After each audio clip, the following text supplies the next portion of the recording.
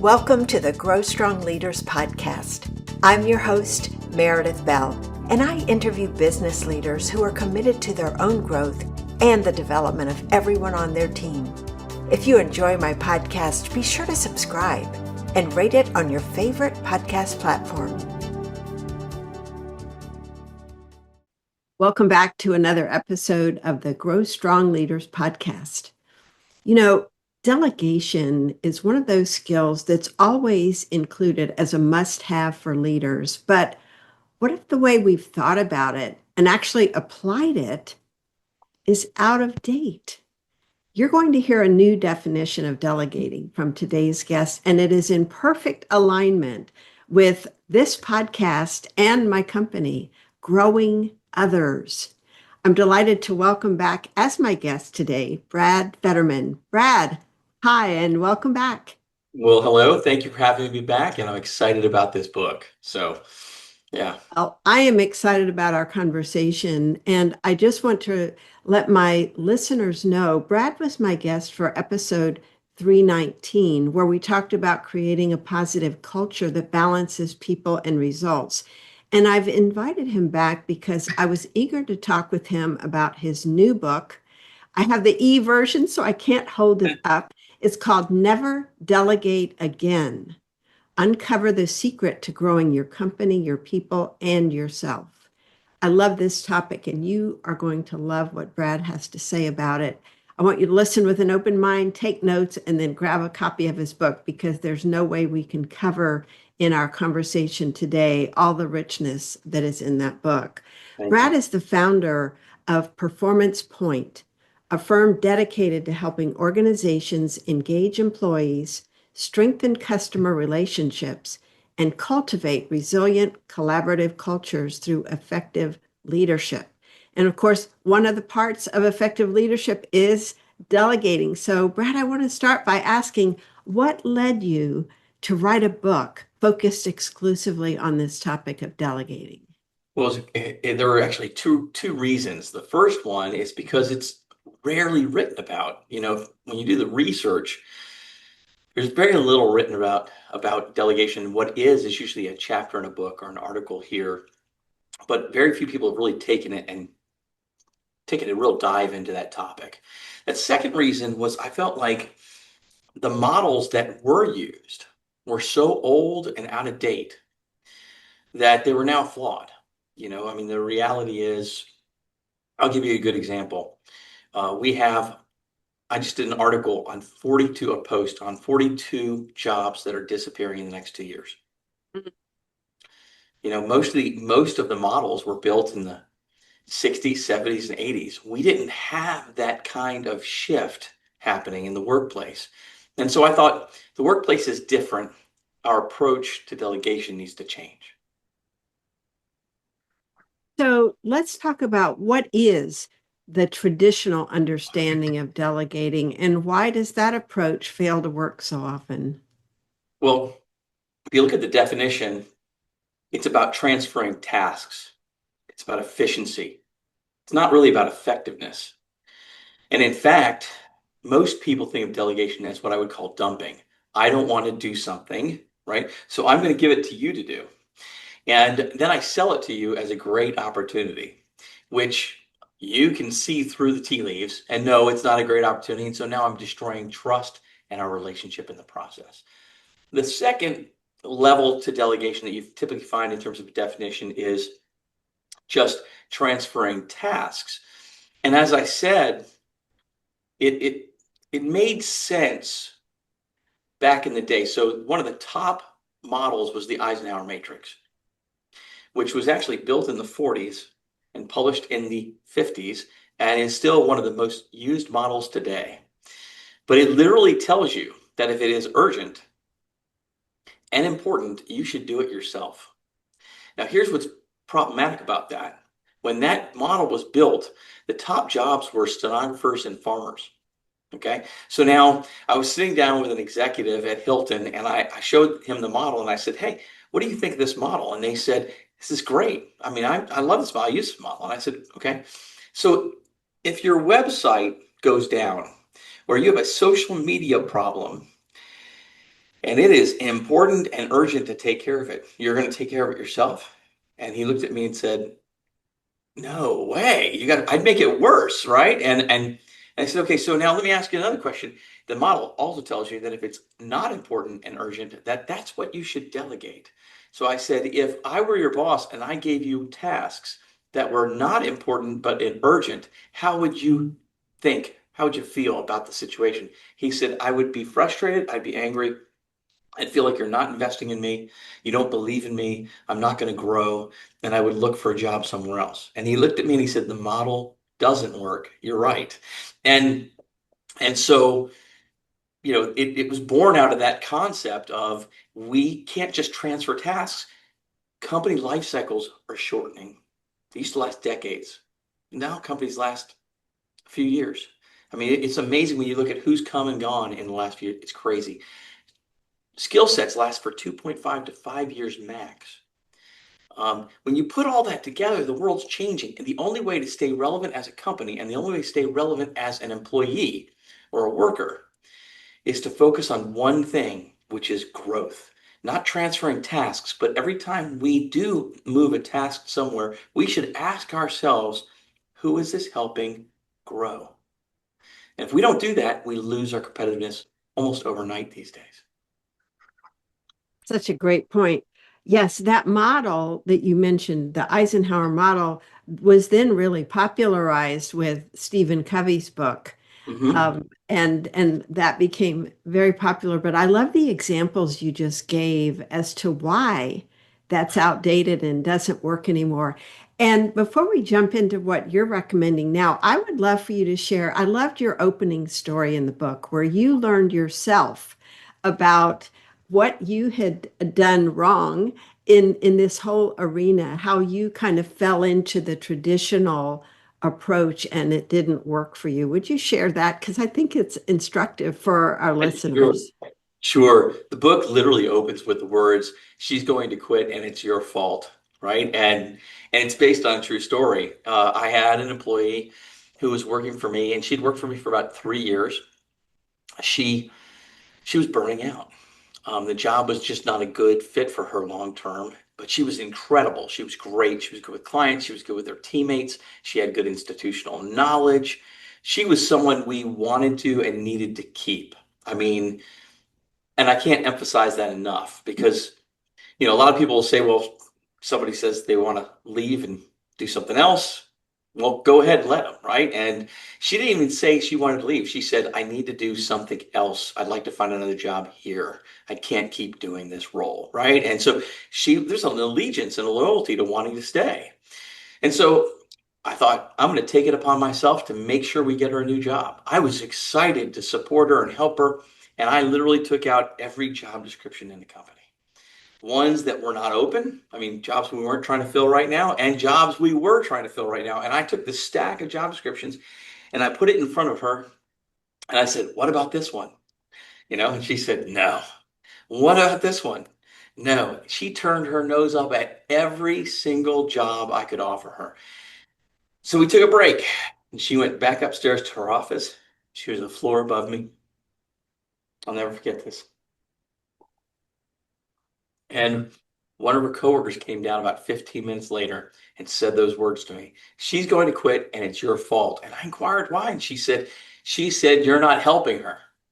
And I'm going, what do you mean I'm not helping her? I'm killing myself to get her a new job. I mean, I'm pulling everything out I could think of to get her a new job. And how dare she tell me I wasn't helping her, right? I mean, I was frustrated. And then all of a sudden it clicked. It went off in my head and I realized she wasn't the problem. I was. I realized that I was doing the work. I was taking the responsibility, but I wasn't taking the next job. She was. So I called her back down to my office and we talked. And I said, you you have to look for the job. I can't find it for you. I can support you. I can help you, but I can't do it for you. So how do you want to do this? And she said something interesting to me. She said, I don't know what that job looks like. And I don't know what would be best suited for me. You gave me 3 assessments when I first started working here. Could I see the results of those 3 assessments? And I said, well, they're really not relevant anymore. That was 3 years ago. But you could take them again and we could send the results directly to you. And she said, do that because then I can start analyzing the results and figuring out what it is I want or like to do. Would you do that for me? I said, absolutely. But I want you to do something beyond analyzing results and thinking about what would be a good job for you. She said, what's that? I want you to write your own job description. She said, what do you mean? I said, I want you to analyze the results and put the results in the form of a job description. This is the job for me. And she said, okay. So she took the assessments. She wrote the job description. She came back down to see me. And I said, okay, here's what we're going to do. I want you to take these job descriptions and compare them to your job description. Now, you're not going to find the ultimate match. There's no 100%, but you get 70%, 80%, shoot, even 60%. That's a job we might want to look for. She said, okay. So I said, great. She took the job descriptions, came back down within a week and said, here's what I'd love to do if it's available. And here's the irony. It was available. We were able to switch her to that role. But the irony was 2 weeks before that, when we actually sat down and looked at the job descriptions together in real time, and I showed her that job description, she stuck her nose up at it. She did not want that job. But today she did. And there was one big difference. She got to reflect. She got to learn. She got to take ownership without pressure of her boss asking her to answer questions in the moment. And when you give people that kind of ownership opportunity, it's amazing what happens. Such a powerful story. Thank And you. to me, it also was a reflection on your own growth mindset, Brad, because you recognized you didn't get defensive. Well, not for more than a minute or two, probably. When the other person said she's going to quit and it's your fault, you took ownership of that and started looking at how am I contributing to this? And I think that that's one of the key elements of a leader becoming effective at delegating in the way you describe delegation. Well, And I always say it's curiosity beats defensiveness any day of the week. So that's a great point. Yes, it does. And so talk about the foundation, I guess, of your model for delegation and why it's really based on growth as the key element. sure. So, what we decided to do is we looked at the Eisenhower Matrix and we thought, what's flawed with it, right? What doesn't work these days? And we revamped it to, instead of important and urgent, we revamped it to how much growth does it provide and what kind of a immediate skill set is needed, right? And so it's really built to look at what tasks need to be outsourced or maybe even removed, right? So why are we actually moving this around?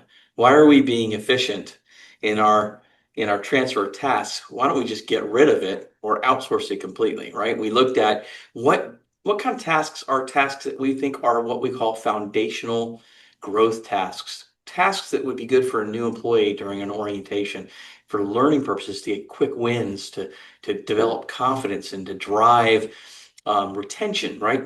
So that was another area that came out. We looked at opportunities that are really good for high skill sets, but they don't offer an opportunity for growth because they're time sensitive. You need the skill set right away. And we basically said on those kinds of tasks, you need to get experts in there getting it done, right? And by the way, the manager's not always the expert. In fact, 9 times out of 10, they're not the expert, right? So, and then the last one was when you have an opportunity for real growth, right? And to develop a stronger skill set, and there's time, those are the opportunities for delegation for growth assignments. But to put opportunities for tasks under that microscope forces us to say, what should we get rid of? Where do we need to use talent that already exists? When can we develop talent, both new and existing talent? What are the right moments for that? And so it kind of forces us to look at through a lens that says, when I'm going to transfer this task, this opportunity, how should I do that in a way that helps myself, my company, and my people grow?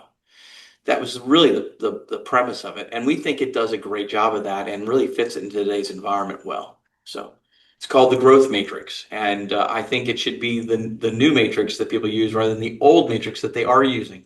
So, I couldn't agree with you more, Brad. As I read that, in your description of each one of those four areas, I thought this makes so much sense yeah. to, when we think about uh, the opportunities we can provide other people, instead of, let's say, our go-to person that we might typically rely on heavily for certain kinds of assignments because we know they always come through. And yet, is that really the best approach? Because we can burn out someone by giving them too many things, and then we underutilize others that maybe we've made assumptions about or we've judged them based on some past incident or experience we've had, and it robs them the opportunity of growing and learning.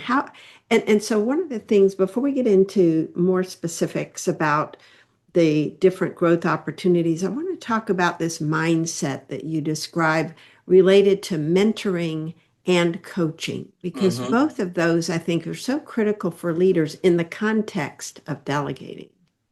Yeah. I look at, in a lot of cases, coaching is typically around performance. It's shorter term. It's asking questions about how to get somebody to process, how to get something done, learn a new skill. Um, and it's important.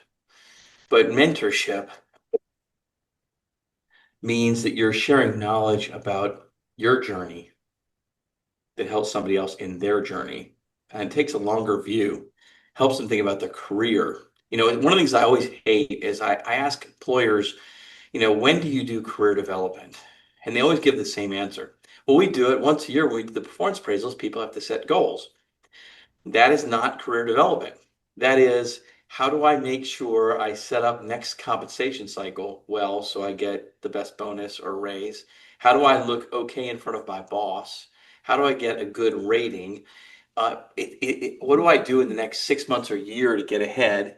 It has nothing to do with growing yourself, becoming much stronger, and thinking about the years ahead. Here's a great example. If my skill sets last 2.5 to 5 years, and I told you earlier that 42 jobs were going to disappear in the next 2 years, I need to be thinking about my talents, my passions, and what the economy needs 5 years from now. And I need to be having a plan that allows me to be prepared for 5 years from now, 10 years from now. And I need people in my life, professional life, that can help me think through that and walk down that road so I stay relevant, not just today, but years down the road. I don't want to be 48 years old on the curb looking for a job because I went from, and these are true stories. I have people call me up all the time. I had somebody just email me yesterday. For years, my company told me I was great and they couldn't run this place without me. And now I got an email out of the blue saying, sorry, we're letting you go. How could I be indispensable and so great? And now I don't even get a phone call. I don't even get a in-person conversation. I get an email, a mass email telling me I'm gone, right? And then they go to look for jobs and they're not getting them. They don't hold up against um, the new systems. They don't have the right keywords. They don't have the right experience. They haven't spent time getting new certifications and they struggle and then they get underemployed and then they go back for Christmas and Thanksgiving and whatever holiday you celebrate And all they do is, excuse the expression, but bitch and moan about greedy corporate America and how they'll screw you over and don't don't have loyalty. That's what they tell the young kids today, and when they're sitting at the table, because that was their experience, um, and that's partly their fault for not thinking ahead about their own career. But I also think the organization plays a role and has a responsibility to create a process and a system for that to happen. And too many organizations have let that go and they no longer help. They just say, it's the employee's responsibility to grow themselves and take care of their career. How do I do that? What do I do? Who's going to help me? I can't do it myself. And I just find that sad. And I think in today's day and age, we're looking at a situation where if employers don't take some responsibility for supporting that process, then we're going to hit a cliff where we won't have talent. And that's scary. For certain organizations to survive, for our economy to do well, we need employees to work. And the only way employees are going to work is if they show value. So they need to be growing every single day. I always say, if you're an employer, you should be thinking, how am I making my people faster, better, and stronger today than they were yesterday? That needs to be the question you ask yourself every day you walk in. Boy, there's so much to unpack there, Brad. It to me it ties so beautifully in with your subtitle because you address, the company, your people, and yourself in terms of who needs to be growing because there needs to be a vision, it seems to me, and an alignment with top leaders around this idea. As a company, we are growing and learning. And in order to do that, it's our people who are actually the ones growing and learning. That's how the company grows and learns. So I'm curious, what resistance have you found in companies where you're introducing this idea of here's how you need to create this growth, mindset, not just mindset, but actions, implementation, when then maybe they're stuck in the old way of thinking about not just delegating, but like you said, it's up to them, the individual employees, to pursue their own growth. How do you help them see the role the company, the executives have to filter down throughout the organization this mentality? Sure. I think some of the biggest challenges you have is when you're at the lower levels, there's a victimization kind of mentality of this is great, but my company won't support it. So the problem you have at the lower levels is they don't believe the company cares enough to really do anything about it. Second problem you have is technology and AI. There is excuse me, there's a growing mentality that we need to replace people with machines. You saw that from, I think, the CEO of, I think it was Home Depot, Amazon just came out and said it too. There is this desire to use technology and to replace people. It is a short-term mechanism for profit, but is a long-term mechanism for failure. And so I think one of the challenges we face is how do you get leaders, executives to recognize the value of people? Because they see the value of a profit and loss statement, of shareholder returns. And I believe you need to look at stakeholder returns, not shareholder returns. So I think that's a big problem. The second problem, I think, is time. People think we don't have time. My answer to that question is you don't have time not to. And that's the scary part. If you do not grow your company and your people, what's going to happen? So we got to take that off the table because the answer to we don't have time is failure, right? That doesn't work. And so what I've done with executives is I've done a lot of visioning work. What will happen if? What if you do this? And you really have to get people to play. I'm a big believer that people's actions and choices are based on beliefs, and their beliefs are based on their experiences. And so you have to create an experience that builds new beliefs and intent. And so we all go into these conversations with this logical, here's what you need to do. And those are they're part of the conversation, but they're not where you start. That where you have to start is what are people's beliefs and what should their beliefs be? And how do we get them from here to there? I always use the term with vision. I say a great vision transports people from where they are to where you need them to be. And And one of the best examples was Bill Gates when he stood at the podium before there was a computer industry and said, I believe one day there will be a personal computer on everyone's desktop. And at that moment, people started building a cottage industry right around Microsoft within weeks because he transported people from where they were to where he needed them to be. They saw the future. And I think you have to think about executives the same way. Everybody wants to go in and say, here's the numbers, here's what we're going to do. But the truth is, people make logical decisions based on emotional reasons.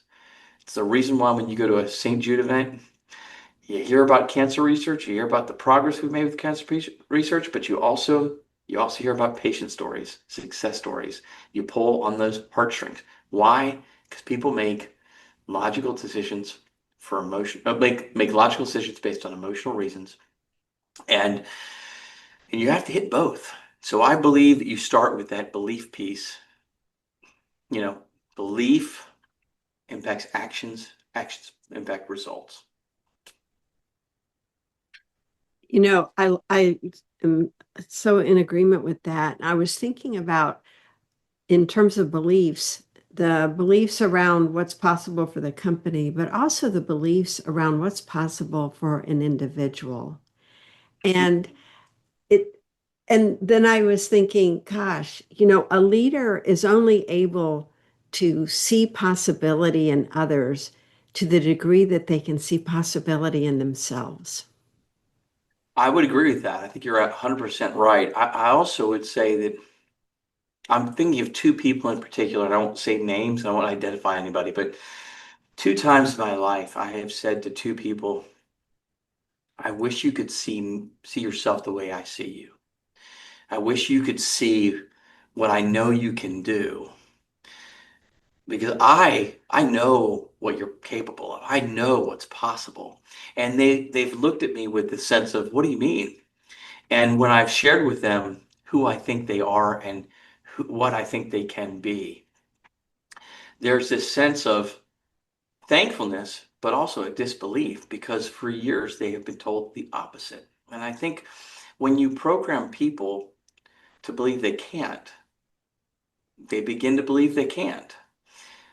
And there are so many people that have such profound capability that never let it out because we have built a system that tells people to stay in their box, stay within the lines, know your swimming lanes, don't overstep your bounds. I am your boss. Why should you do this? Because if you want a job, you need to do this. We tell people to stop thinking, to stop asking questions. And when you do that, they turn off. And when they turn off, we lose capability. I have never once been excited about doing that to somebody in my life. To me, I want to build people up, not tear them down. And for me, it's a sad day when I have to say to somebody, I've only had to do it twice, but it's a sad day when I've had to say to somebody, I wish you could see yourself the way I see you. I wish you could see what you could do the way I know you can do it, right? That's a powerful statement that no one should have to tell to anybody else. They should feel confident and great. But we have a system that does the opposite to people in many cases. Well, and that's what I love about your whole approach and your model here is it's a way of saying that to someone in the way you treat them, in the way you perform those coaching functions of asking questions, drawing out. And I think this is a good time to transition into your four elements Sure. around growth opportunities, because each one of them I thought was described in such clarity. If someone wants to know, who's listening to this, what do I do instead of the traditional delegating? Brad's got it all mapped out for you in great detail with step by step. I just think it's brilliant the way you've laid it all out. So everyone needs to get a copy of your book. Thank you. But in particular, I want to start with that first one, which is defining the opportunity, because I think this gets shortchanged. A lot of times we jump into the who and the what instead of taking time to really think through this whole thing of defining now what is this. So Yes. talk about some of the pieces of that and why it's so important. Sure. To me, you're right. I think this is the shortchanged piece of all the pieces. We have an idea, something for a company, and we just assume everybody's on the same page, and we then just throw it out there, and we throw it out to a person and say, go do this. And then we wonder why it doesn't work. And so I'm not saying micromanage and go crazy and define it to the hilt, but people should know the time frame when this has to get done. They should know what the end result really looks like, right? What are you trying to accomplish with this? What's the goal? But more importantly, I think this is really key, they should know why this is important to the organization. You know, if you can't clearly define why this is important to the organization, then you'll never be able to define why it's important for somebody to take this on. And if you can't define why it's important for someone to take it on, then, I mean, the reality is they're going to see it as busy work. And that's not good. That's not success. That you're not going to get the results that you want. So there's a series of questions I ask you to answer that give you a good setup for when you want to talk to somebody about what this assignment looks like.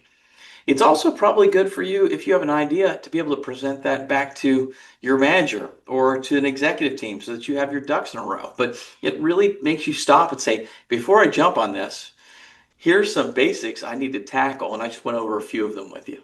So, Yeah, that clarity.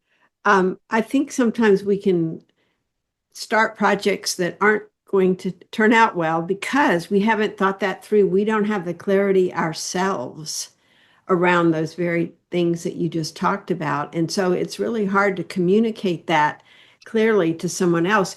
And the other thing that you do with this opportunity, this defining of the opportunity, is you're not putting the who in there yet. no.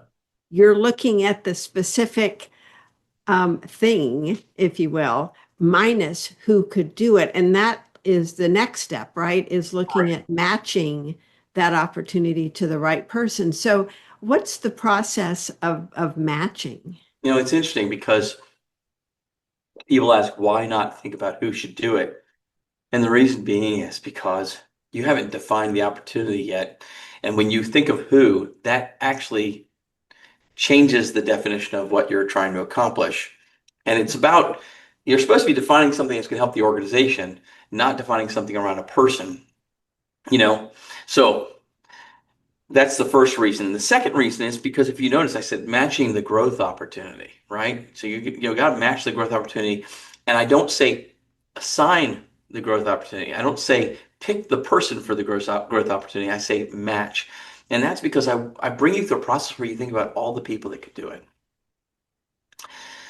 And I want you to think about time, workload, skill level and capability, right fit for the role. There's a bunch of things that we bring down for you to look at and then start to settle on who makes the most sense or if there are multiple people that make the most sense. Now, the reason I'm asking you to do that is because what we typically do is we always say, oh, give it to Sally, she's great. Or give it to Joe. They're our go-to people. And you said something earlier about that, and I want to go back. When you have go-to people, what that means is you're not just burning people out and not developing other people. You're sending a subtle message, whether you realize it or not. The rest of your team, they're no-go people. You've told them they don't count. You don't believe in them. They suck. And that's the messaging they get, whether you mean to or not, you are sending that to them.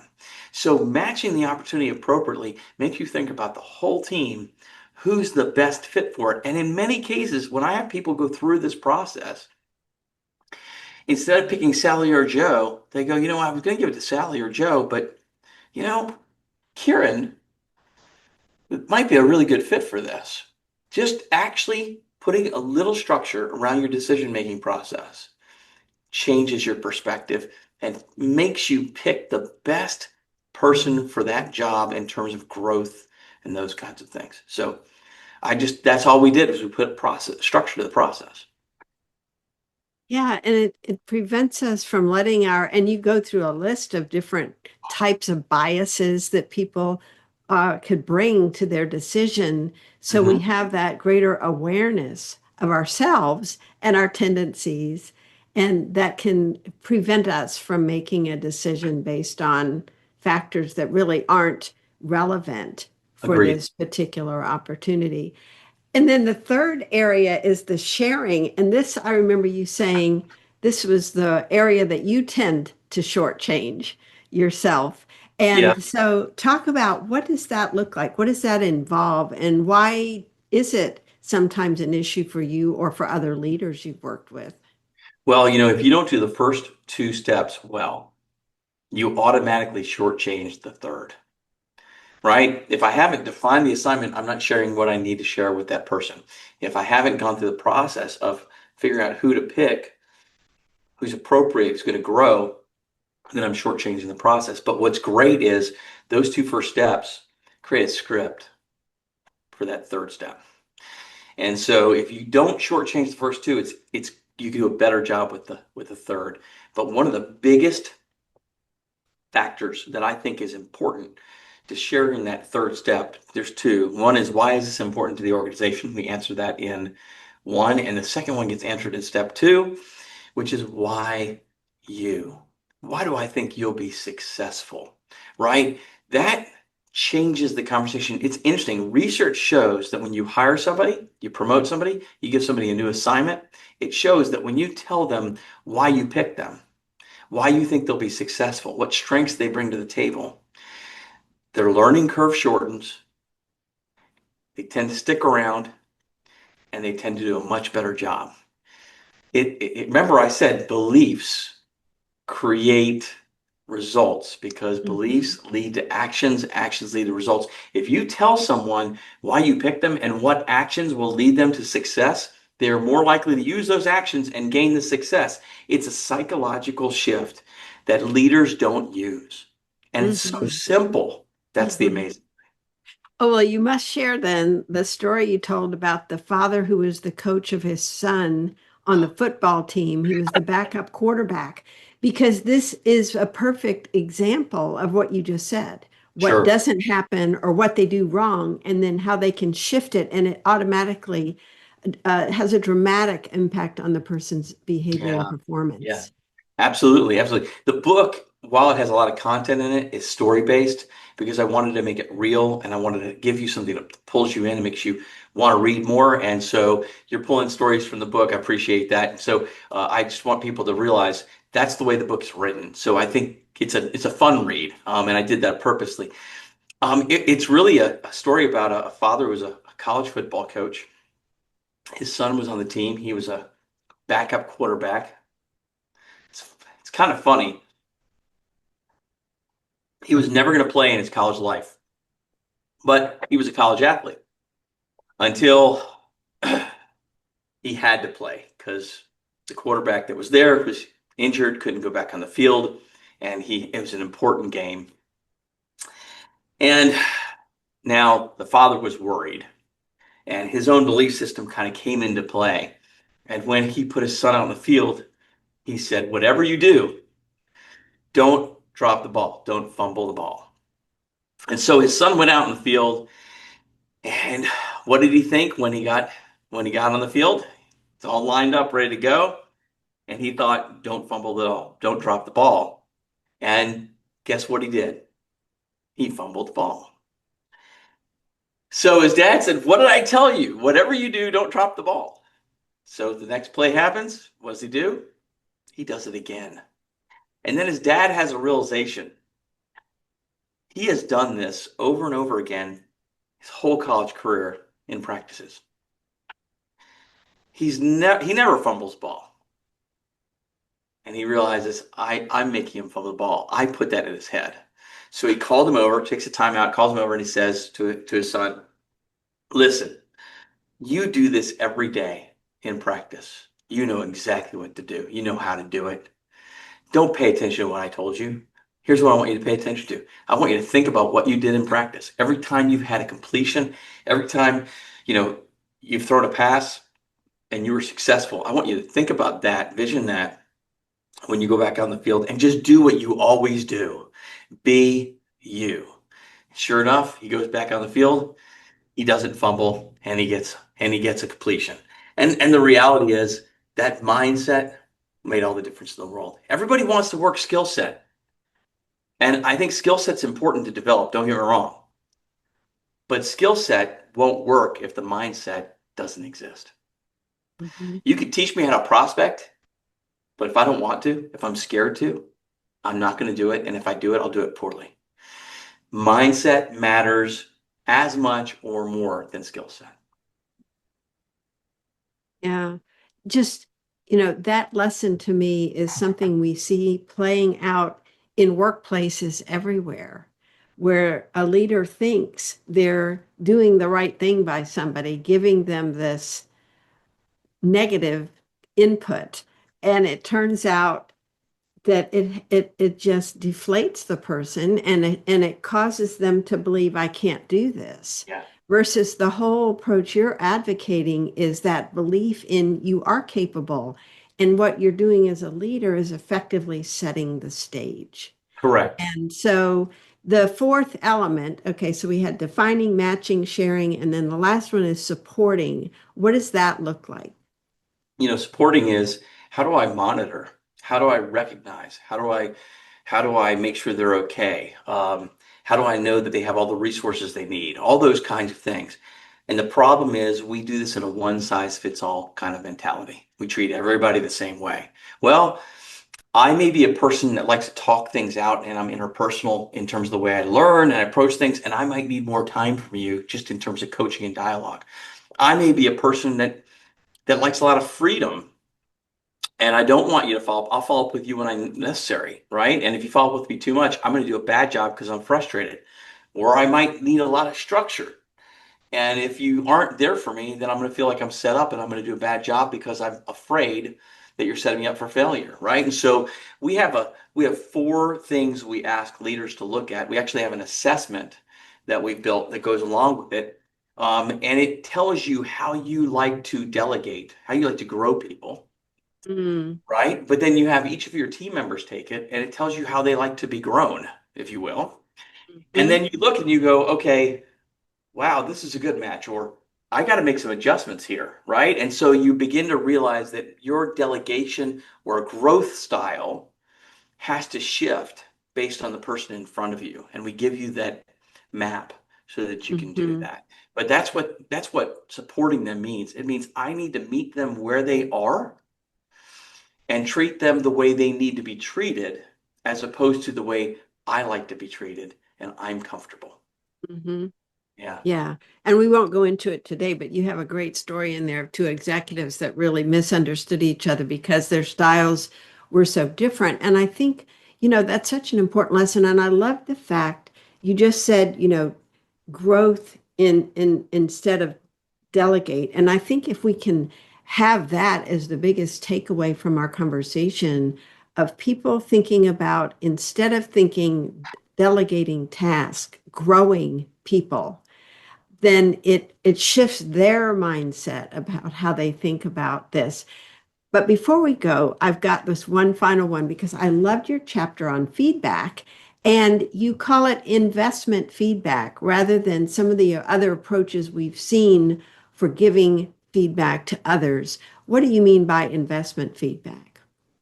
I use an analogy that when you put money into your 401k or into the stock market, you do that with a belief that it's going to go up, right? You're doing that because you want to grow your money and your funds. You're making an investment in your future. And I take that same concept and I apply it to feedback. I think too many managers, they're they think of themselves when they give feedback. I know what's best. They need to hear this from me, right? Or we think people learn from criticism, or they learn best because I can position this the right way. I'll do this. I'll do the feedback sandwich. I hate the feedback sandwich because people know that you're complimenting them only to give them criticism so that you compliment them afterwards and soften it. And so to me, I think you and I've talked about this, intent matters as much as style, right? And so I use the concept of investment feedback means that I'm investing in your growth and your learning in the future. And I use an example. I like to use the example that I used to watch Little League baseball, and and I watched the coaches, and especially the year when you leave coach pitch and you go into kid pitch. It's a tough year, Meredith. All right, because the kids aren't good at pitching, and they don't want the batters to hit it. And the batters, for the first time, aren't really good at batting, and it's the first time they've ever had to hit something where somebody wasn't trying to help them hit the ball. So it is a year that kids lose their confidence, and many kids quit. And the difference, I started looking at the coaches, and the difference between the turnover and teams was huge. And I realized that there was a unique difference. There were coaches that praised the kids. Oh, don't worry about it. You missed that one, you'll get the next one.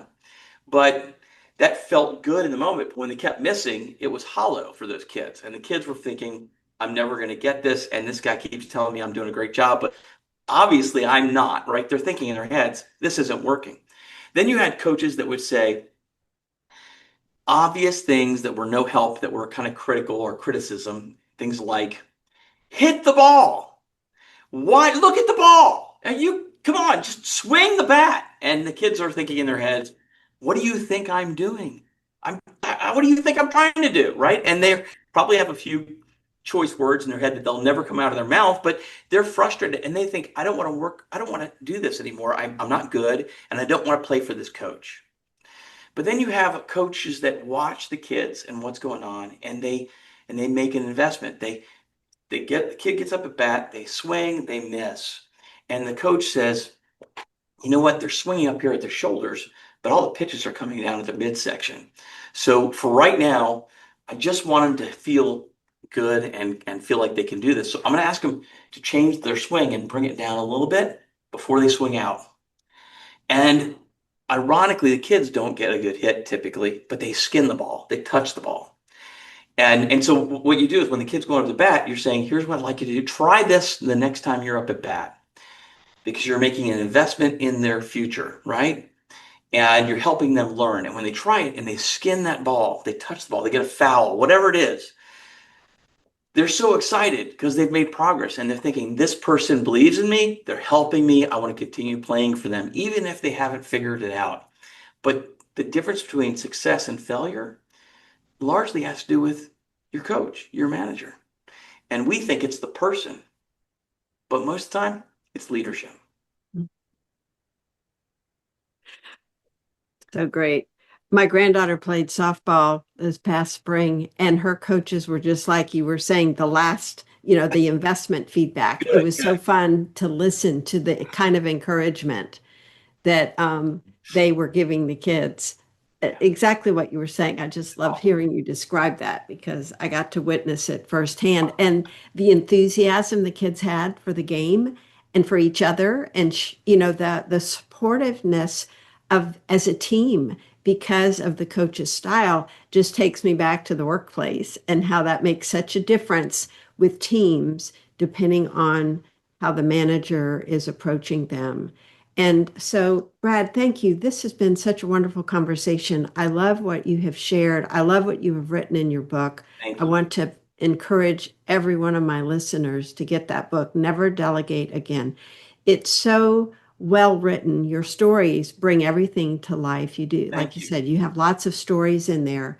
And it all comes from deep experience you've had personally as a leader and with the many clients you've worked with over the years where you have been able to see what they do well and what needs to happen in order to bring out the growth that's possible in the individuals, in the leader, and in the company. So thank you so much for being with me today and sharing your wisdom with my Well, thank you listeners. for having me. It's a pleasure to be here, and I enjoyed the conversation immensely. Me too. Thank you.